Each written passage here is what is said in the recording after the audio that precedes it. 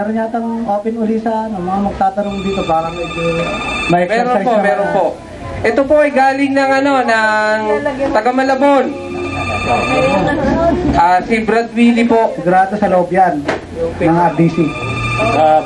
Brad Trip, mayroon po bang nakasulat na tungkol sa laro na nauwi sa away? Parang natatandaan ko yan. Meron nakasulat. Kahit sa pader nakasulat yan.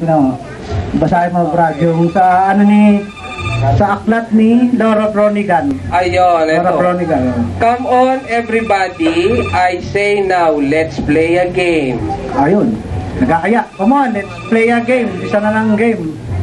Parang kasunod.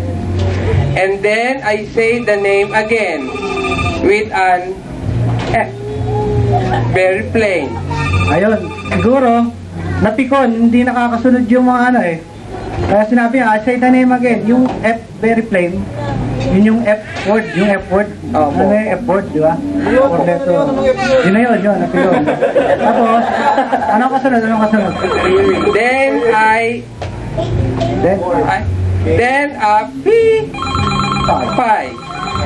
In a mo. In amo. Ayun. Napikon eh. In na mo. Sino yung manura? Niya? P.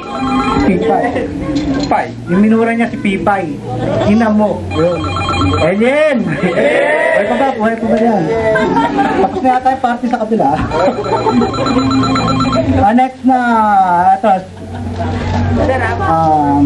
Letter sender. Apo, meron po tayong letter sender. Mga brother, totoo ba ang sing-along? Singaling. Sing-along. Ay lang, maganda. Hindi ba natutulong mga sir? Intindihan pa tayo, ha? Okay. Ay nakapaggaganda ng boses. Aba, totoo yan. Alam mo kung sino unang gumamit niyan? Yung grupong Sampaguita. Totoo palang ismis. Yung bago nila ginawa yung kantang Laguna, kumakain sila ng singaling. Kaya gumanda mga boses niya. Kaya nakasulat. Basahin mo sa aklat ni Carpenter, ni Saint Karen. Okay. Ito po. Every sing-aling-aling that they are starting to sing to find. Ayun. Malinaw na malinaw. Every sing-aling-aling. Lahat ng kumain ng sing-aling-aling, ano kusunod? That they started to sing to find. Ayun, naging yung that they started to sing so fine. Gumanda yung mga boses nila. Alien!